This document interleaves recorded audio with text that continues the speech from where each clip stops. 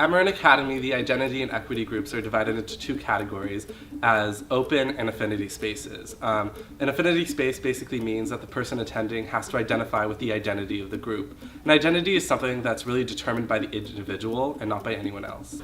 An open group is a space where literally anyone is welcome. It doesn't matter your race, your gender, your age. Students and teachers are both welcome. So for example, the club I lead, Asian Student Organization, or ASO, we invite anyone, regardless if they're Asian or not or identify as Asian, to come because it promotes a more diverse conversation and we get everyone involved. And that's really the difference between an open club and an affinity club.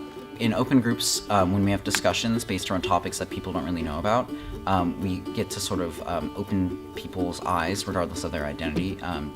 So that really facilitates discussion where we hear a lot of different opinions.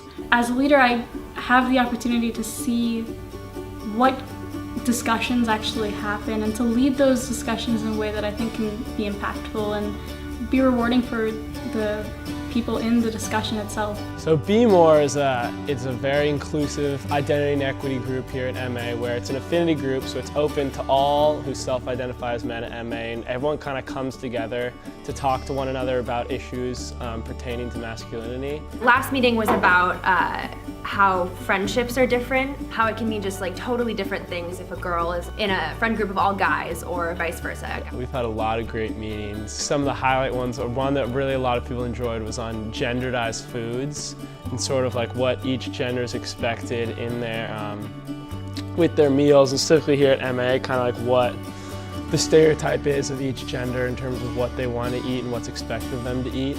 We've also had a meeting that got a really great response about father figure expectations on men.